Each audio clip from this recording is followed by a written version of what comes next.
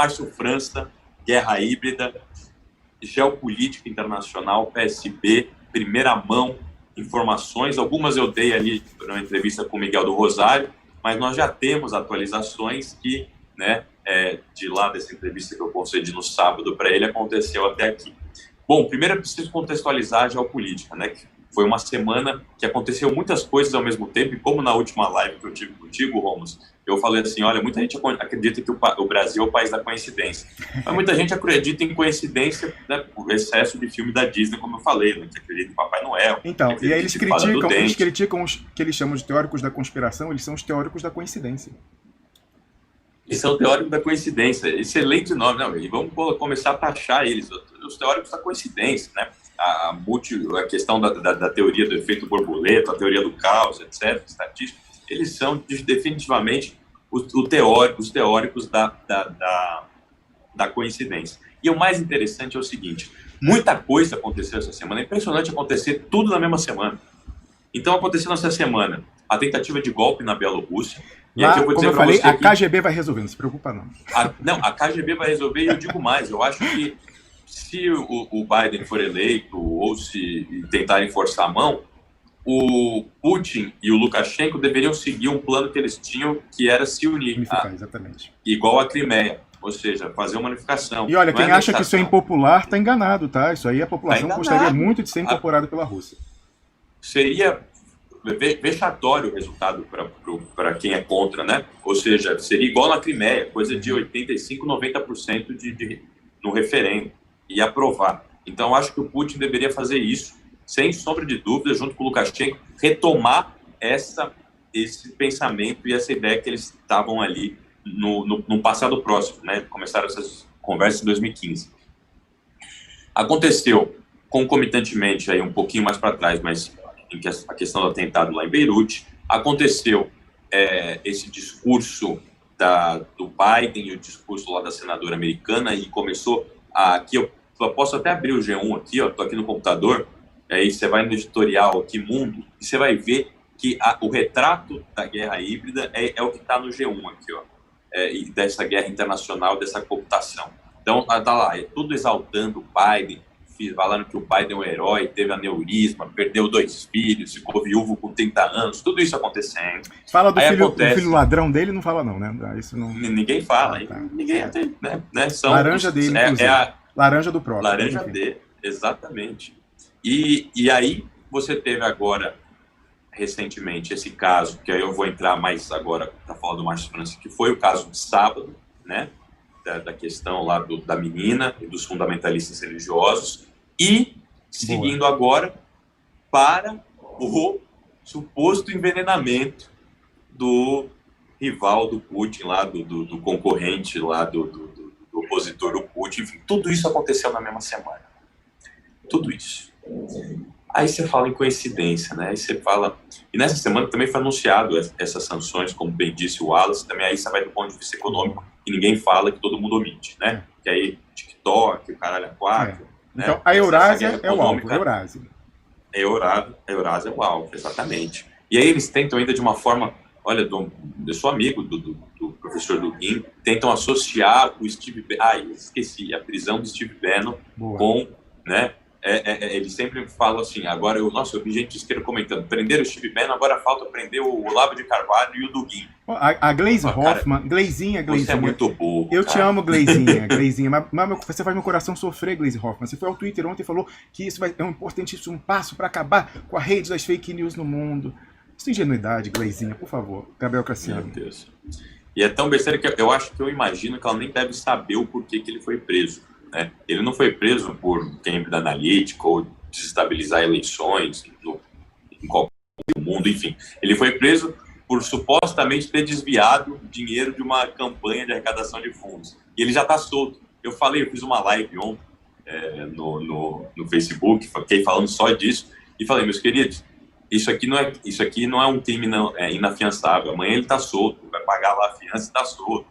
Não tem nada a ver com essa história que a esquerda está alardeando de combate, não sei o quê. É muita gente burra. 90% da esquerda é burra. Desculpa, eu preciso falar, nem que eu perca a voto, mas eu preciso falar. Agora, como tudo isso se encaixa, como diria Leonel Brizola, política sem polêmica é a arma das elites, tá? Então, eu vou registrar também. Eu sou foda no sentido de falar, você fica falando. Vou falar. Ó, a gente viu o Conversa Fiada do saudoso Paulo Henrique Amorim, que eu presto muita reverência, sendo encampado pelos inimigos declarados dele, pelo esquema Dantas de comunicação, programas do 171 sendo retransmitidos no Conversa Fiada. Já mostrei isso. E uma frustração muito grande minha é o Fernando Brito, que escreveu os discursos do Brizola, escreveu aquele antológico direito de resposta do Brizola no Jornal Nacional, e ele também está aí, de alguma forma, associado à posição editorial dele aos interesses do PT jurídico, né? E não está refletindo muito o brizolismo dele, não, Gabriel Cassiano, infelizmente. E, sim, por que eu lembrei dele? Porque ele coloca embaixo assim, né, exatamente essa frase, né, que a política sem polêmica é a arma das elites, mas, infelizmente, agora está aí, enfim, convergente editorialmente com o Piguinho Vermelho. Exatamente. E é triste, porque é uma decepção grande, viu? Ele era um dos caras que eu tinha como referência e o caminho, e pelo menos os escritos recentes dele, estão me deixando muito decepcionados. Mas, como que tudo isso chega na eleição de São Paulo e afeta Márcio França e a coligação do PTT com o PSB aqui em São Paulo, mas que é uma coligação nacional e ela é irreversível? Olha, Gabriel, eu estou tomando o seu tempo, me desculpe por isso, mas você vê. Vou daqui a pouquinho falar com o Piero Line, que vai junto a gente, né, da questão do compromato, os dossiês sendo operados subterraneamente, às vezes a pontinha do iceberg, como no original, vai à superfície. São Paulo, o Márcio França estava na eleição para o governo em 2018 contra o Dória, que acabou eleito, mas ali no olho mecânico, né, os dois empatados, teve aquela história do vídeo vazado do João Dória com as meninas e tal. Então, assim, para você ver que essa questão do compromisso, isso aí é coisa de série. Não, isso aí é uma coisa que só no imperialismo é que vai ter, né, o pessoal vai arcar com custo de transação. Não, é na periferia, é na várzea também. Exatamente, exatamente. E aí a gente entra em detalhes sutis, mas que, apesar da sutileza desses detalhes, eles não são enxergados justamente pela camuflagem, pela sofisticação, pela sublinariedade, vamos dizer, né, tem uma nova língua aqui, de tudo isso, mas infelizmente já moldou a cabeça de quem se considera progressista de esquerda hoje no Brasil. Já está no subconsciente e eles reproduzem isso de forma involuntária. Eles não raciocinam, eles só reproduzem. É muito triste. Vamos lá. O que aconteceu? O Márcio França, você sabe muito bem que a dona Lúcia, que é a esposa dele, ela é migrante libanesa. Ela nasceu no Líbano e os pais dela vieram para cá, mas ela nasceu no Líbano, então podemos dizer que ela é migrante libanesa. E ainda tem um monte de familiar dela lá, tem tios, tem primos, tem amigos no Líbano. E aí o senhor Márcio França, nosso futuro prefeito de São Paulo, ele decidiu, junto com ela, porque ela tem ainda uma influência muito grande na população libanesa no Brasil, que atinge quase 10 milhões. É a maior diáspora sírio-libanesa no Brasil. Exatamente. Tanto tem o Hospital Sírio-Libanês, etc., a comunidade, enfim. E é uma comunidade muito influente e muito forte. E tem descendentes que não é só ela. Tem, por exemplo, Scaf, tem, por exemplo, Michel Temer, etc. São todos descendentes de libaneses. Vamos lá.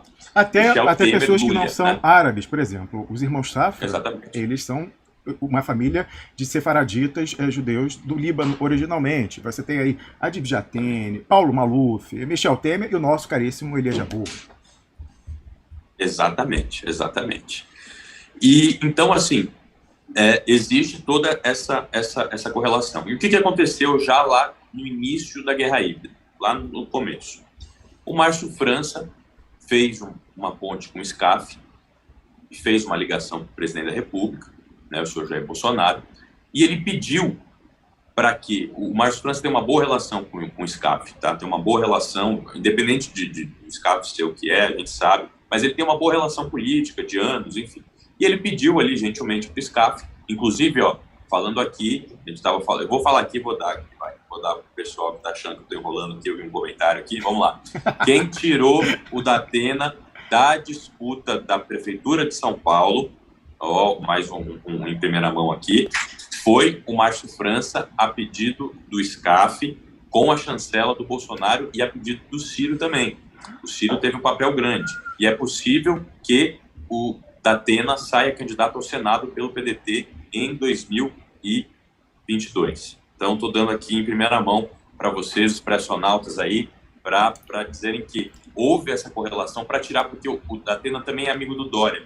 E o Dória estava tentando convencer o Datena a ser vice do Covas, para dar uma pujança na candidatura Datena, dele. ele é amigo de quem tem a caneta. Ele também era amigo do Lula quando o Lula era presidente. Né? Exatamente. O Datena foi filiado ao PT há muito tempo, na época ele fazia jornalismo esportivo. Ele foi filiado ao PT? Eu não sabia disso. Sério? Ele era filiado ao PT. Ele era filiado. Jesus, você pode pesquisar lá depois no TSE, no histórico de certidões. Então, assim, estou dando só mais uma aberta aí. Enfim, vamos lá, vamos prosseguir. E aí, o que acontece? O que acontece aí nessa costura? O SCAF, o Márcio França pediu ao SCAF, telefonou para o presidente da República, e o Márcio França, como não tem jatinho igual Dória, não tem, né, avião particular, não tem caralho a quatro, ele pediu. Existia já essa missão do Brasil ao Líbano, que estava sendo chefiada, né, liderada pelo Michel Temer e pelo SCAF, e ele pediu. O Márcio França pediu ao Michel Temer, falando assim, as Forças Armadas e o KC-390, que está sendo destinado ao Líbano, ele pode colocar o que nós conseguimos de donativos, de mantimentos, de remédios, de insumos, tudo mais, e fecharam o acordo, beleza, e fecharam o acordo em São Vicente. Aí, olha o que aconteceu com o Márcio França. Tiraram uma foto do encontro que ele teve para fechar o acordo quando o Bolsonaro foi lá inaugurar uma obra em São Vicente. Uma ponte, né, que liga ali São Vicente a algum lugar que eu não me recordo qual. E olha o que pode acontecer. Olha o que aconteceu, na verdade. Ele foi inaugurar essa obra, o Márcio França é de São Vicente, morava em São Vicente, tem apartamento lá até hoje, etc. E ele foi lá fechar o acordo, né, e fazer o aceno institucional, o presidente da República, e levar o representante que angariou esses mantimentos da comunidade libanesa. Para quem não é do Sudeste, São Vicente, no litoral paulista, que é onde a Pauliceia nasceu, a capitania se chamava Capitania de São Vicente. Capitania de São Vicente, exatamente. E, então, né, contextualizando até a localização para quem não é de São Paulo, e teve isso, e aí tiraram uma foto do Márcio França com o Bolsonaro, e aí começou a guerra aí. Houve um ataque massivo do PT e do Boulos, dizendo que o Márcio França é o candidato do Bolsonaro em São Paulo. Houve um ataque massivo e dali, pá, para tentar desmoralizar o eleitor do progressista aqui de São Paulo e coibir e direcionar eles a não votarem no Márcio França e a votarem no Boulos. O que acontece? O PT sabia que ia perder a eleição. O PT sabe que ia perder a eleição em São Paulo. Qual que é a principal estratégia hoje do PT? É evitar com que o PDT ganhe a eleição. Eu achei que a prioridade era administrar o fundão eleitoral do PT, que a gente sabe como é que é aquela coisa ali de eu dou o recibo, você faz o santinho, aí sai pra aqui. Tá? Eu achei que era vai ver aí, colateralmente, tem essa meta aí também, estratégica, e tem a financeira também. Não, porque essa meta que você falou existe, né? Do fundinho para enriquecer mais algumas pessoas e para tentar fazer uma bancada de vereadores. Mas essa estratégia secundária... Voto majoritário custo proporcional, é verdade. Exatamente. De derrotar o PDT e o Márcio França. Essa vitória, essa aliança do PSB com o PDT em São Paulo, porque isso vai mudar o cenário político. Muda completamente, porque é uma aliança nacional, é uma aliança que tem em Porto Alegre, no Rio de Janeiro, vai acontecer em Recife. Então, assim, vai mudar o xadrez político do Brasil. E se eles estivessem mais preocupados, se o PT, se o Lula estivesse mais preocupado realmente em fazer uma bancada de vereadores, etc., teria colocado outro candidato, não seria o Gilmar Tato. Tem gente menos pior que o Gilmar Tato para ajudar nisso. Por isso que puxa voto, né? Um nome popular e tal. Exatamente. Então é o seguinte, eles falaram assim, Boulos, faça a sua candidatura, né? Você vai ter o apoio dos intelectuais, vai ter até gente candidato a vereador do PT que vai colocar você e não Gilmar Tato no Santinho, tá? Piero Leiner, presta atenção nisso, ele que está na sala com a gente. Então quer dizer que essa briga, Tato, Boulos, que está ocupando, em alguma medida, corações e mentes dentro do PT e tal, isso seria uma operação em pinça? Eles estão, na verdade, jogando em dobradinha e trocam farpas em público para fazer um telequete? Exatamente. Perfeito. É exatamente isso que está acontecendo aqui em São Paulo, capital. E, detalhe, essa articulação do PSB, então, como o maior medo deles é que o PDT e o PSB vençam em São Paulo, tem chance? Tem, eu diria hoje, 75% de chance. Ah, mas você é partidário também. Não. As pesquisas internas, e até na entrevista com o Cafezinho... esse negócio de pesquisa interna, lá o Vox Populi tinha eleito o Haddad em 2012. Não, mas 50-50, a disputa será em voto a voto. Esse negócio aí de pesquisa contratada partido, eu não boto fé, não. Mas esses aí são né? Enfim, não vou falar ratos, né? Vou falar, são parasitas.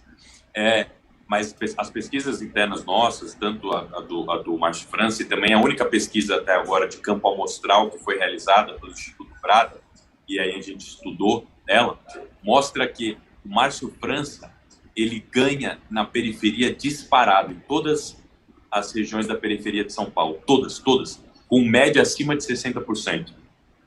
Márcio França teve mais de 3 milhões de votos em São Paulo, foi 60-40 contra o Bruno, o João Dória, né? Aqui na capital, para governo do estado. Então é o seguinte, olha o que está acontecendo, porque aí vai a denúncia mais grave.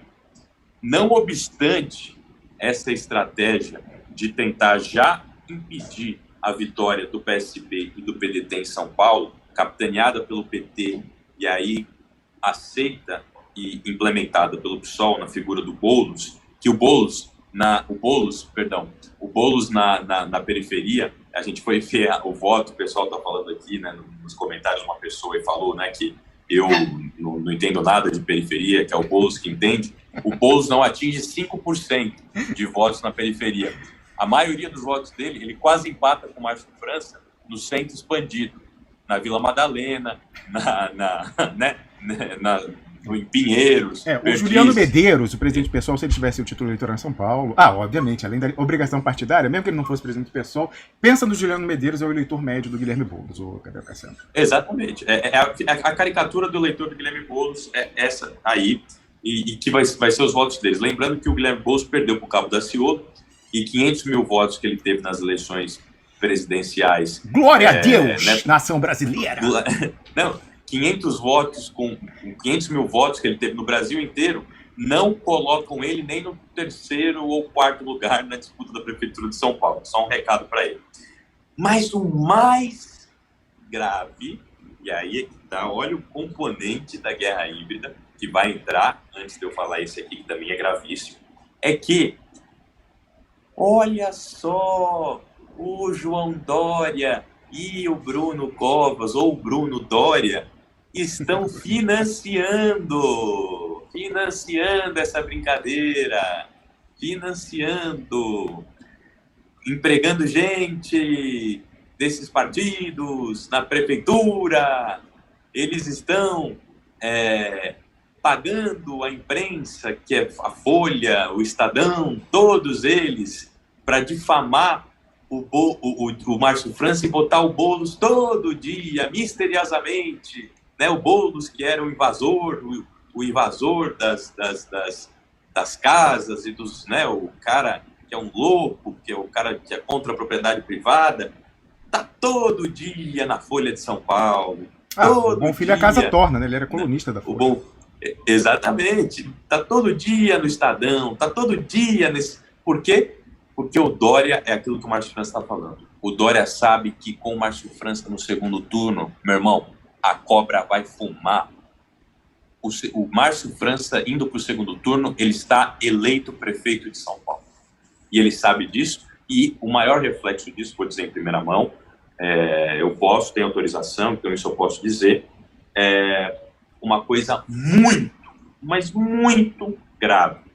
A repórter que fez a entrevista, porque foi a segunda tentativa de golpe contra o Márcio França, né, que fez a entrevista no Valor Econômico e que deu toda aquela polêmica da esquerda, não sei o quê, falando, não vou votar mais no Márcio França, ele é o candidato do Bolsonaro, ele é um amiguinho do Bolsonaro.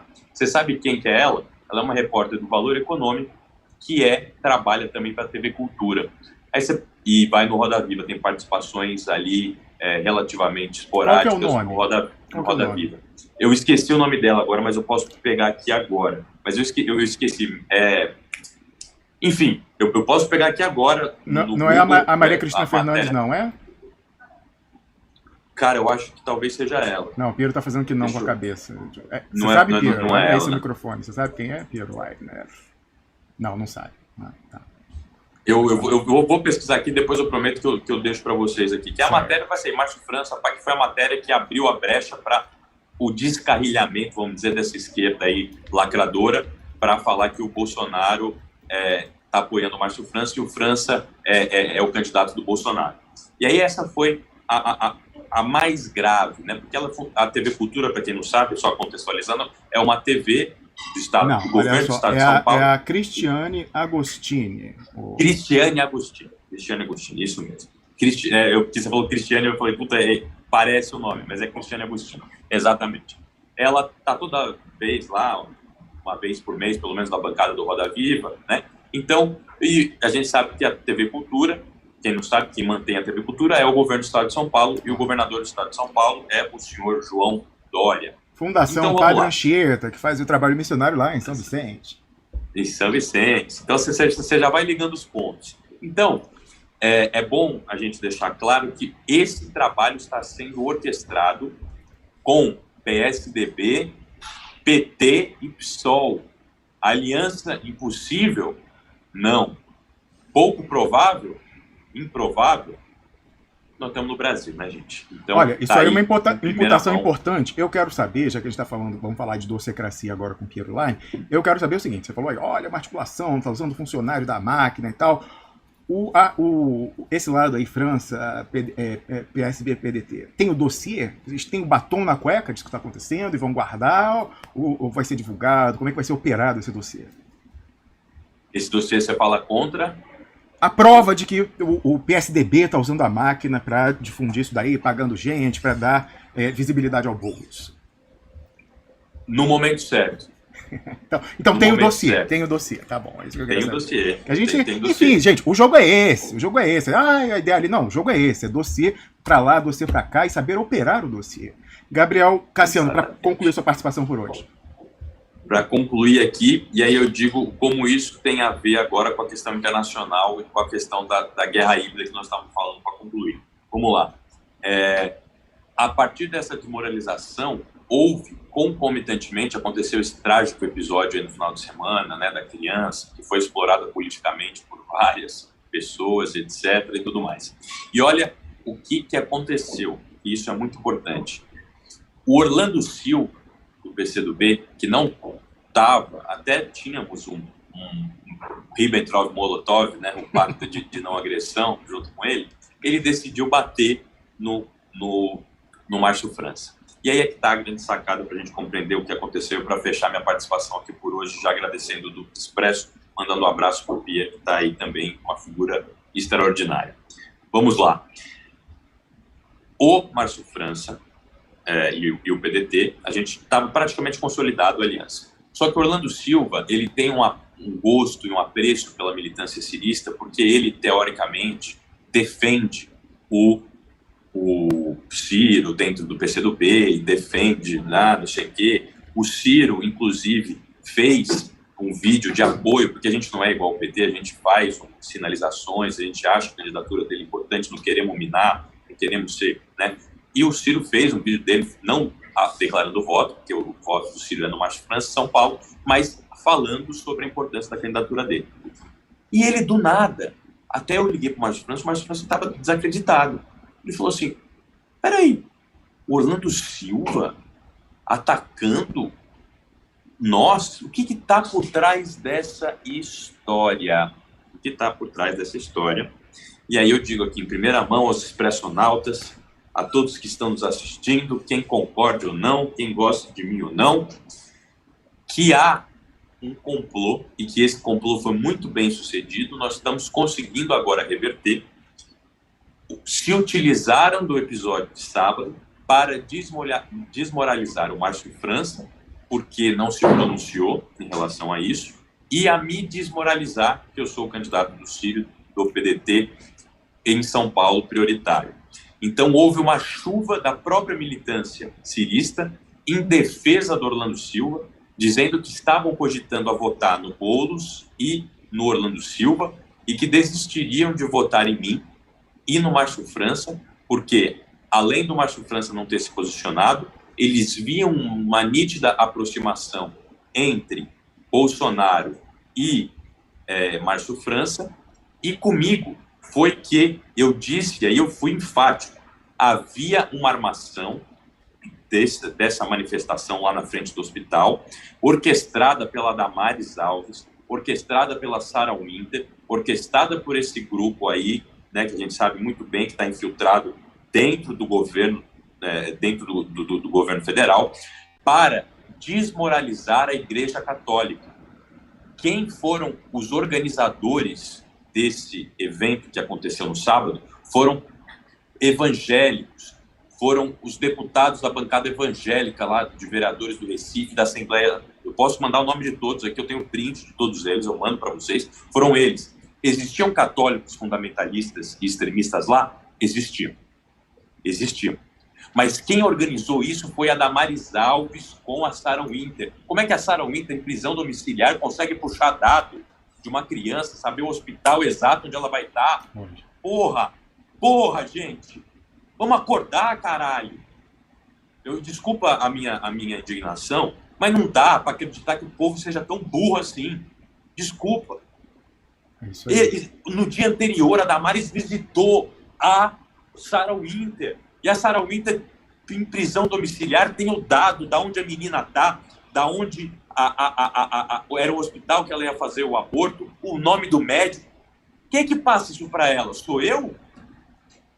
Porra, velho. Sabe? E aí eu fico puto que os caras vieram me cancelar. E cancelar o Márcio França. Os próprios ciristas. Porra! E aí, só para terminar, porque foi um negócio assim, absurdo, que aí tá toda a correlação de forças, porque para explicar a relação. Qual que é a relação, gente? Eles precisam dos neopentecostais. Os neopentecostais, a teologia da prosperidade é introduzida pela CIA no Brasil. É a máxima exponência do indivíduo em relação ao seu progresso pessoal. O Estado não importa, o coletivo não importa, ele só ganhou e teve prosperidade na vida dele, econômica e familiar, pela devoção a Deus e pelo mérito próprio individual. Exatamente. E é o legitimador filosófico teológico da desigualdade social. Não, você é um eleito de Deus, esse aqui é por isso que ele é rico, ele pode ter e tem que ostentar, e você tem que olhar admirado porque você está pecando. Exatamente. Então eles fizeram um favor do quê? Aí só para finalizar mesmo. Eles fizeram o favor de colocar qual que foi a manchete, você sabe, você viu, de todos os jornais. Aí os caras falam que o Bolsonaro é inimigo da Globo. O único inimigo da Globo foi o Leonel de Moura Brizola. Você abre o G1 aqui, o primeiro patrocínio que aparece é da Petrobras. Estava falando ontem isso na live no Facebook. E vamos lá. Eu vou falar isso aqui. É grave, mas é verdade. Quais foram as manchetes dos principais jornais do Brasil, nesse caso? Qual foi a manchete? Fundamentalistas católicos, extremistas católicos fazem manifestação lá. Aí, para mim, desculpa, isso não tem como não ser armação. Isso é armação da Damares Alves para diminuir cada vez mais o número de evangélicos, porque você viu o pronunciamento do vice-presidente do Mourão, a maioria dos fiéis são favoráveis ao aborto legal ali, porque eles condenam mais o estuprador do que a menina, como está correto. É isso que tem que acontecer. Os fiéis, a ampla maioria dos evangélicos e dos católicos foram favoráveis ao aborto legal, cumprindo a Constituição, cumprindo o que está no Código, né? penal, enfim, do que já está pacificado também por jurisprudência do STF, que determinou isso, né? Então, assim, eles condenam o estuprador, e, inclusive, nós defendemos ali, eu defendi no tweet, que deveria ter uma punição maior, porque no Brasil, estupro de inimputável e pedofilia é crime de 10 a 16 anos de prisão. Na Rússia, nos Estados Unidos, é prisão perpétua. Na China é vala. Na China é vala. Então é o seguinte, gente, vamos acordar a consciência. Existiram esses dois movimentos orquestrados. O primeiro é o de desmoralizar a Igreja Católica para que cada vez mais o campo evangélico ganhe espaço entre os cidadãos e as cidadãs do Brasil. Por quê? Porque os evangélicos disputam eleição, os católicos não. Me fala quantos padres da Renovação Carismática Católica têm eleitos no Congresso Nacional? Nenhum. Me fala quantos pastores, eu posso contar aqui, os mais famosos, né? Silas Malafaia, aquele outro... Não, é o irmão, ele bota o irmão como deputado. É o irmão. Conclui aí. É o irmão dele, o irmão dele e o Feliciano, bando de bandido. Então, todos eles orquestrados a partir da movimentação da Sarah Winter, que faz isso para desmoralizar a fé católica, aumentar aqui vamos dizer, a base de fiéis crentes no neopentecostalismo e para desmoralizar a candidatura que pode e a aliança que pode ser definitivamente uma alternativa viável eleitoralmente, que é PSB e PDT, tudo em conjunto. Isso passando por João Dória, passando por PSOL, PCdoB e PT nos atacando para tentar desmoralizar o Márcio França. Muito bem, Gabriel Cassiano. E me desmoralizar também, porque quando eles falam, eu já fiquei muito vinculado ao Ciro, então, olha aí o Ciro é isso, o Ciro é o Gabriel Cassiano, o que o Gabriel Cassiano fala é o que o Ciro está falando. Muito bem. Aí, essa tentativa de cancelamento que eu sofri no Twitter, esses ataques para essa esquerda lacradora que não está mais nem aí com o povo brasileiro. Muito bem. Gabriel Cassiano, muito obrigado pela sua participação aqui hoje, pelas informações dadas em primeira mão. Só dizer o seguinte, infelizmente, a minha Igreja Católica Apostólica Romana, então no marco da Guerra Híbrida, tem um infiltrado no primeiro plano, porque o presidente da CNBB entrou nessa onda, né? Então, atenção, tem muita gente do clero que nos vê, um abraço Frei Adelmo, um abraço Dom Luiz Carlos Etiel, bispo emérito de Caçador em Santa Catarina. Não dá, como assim? Como assim, né? E, enfim, Gabriel Cassiano, para me despedir, peremptoriamente, você já cobrou ou não cobrou do Ciro Gomes que ele fale esbana Estado e cobre o Lula os documentos do Odebrecht Papers? E se você cobrou, qual foi a resposta? Boa. Eu ainda não consegui cobrar, não, eu confesso, não tive tempo, mas mandei o programa para ele assistir.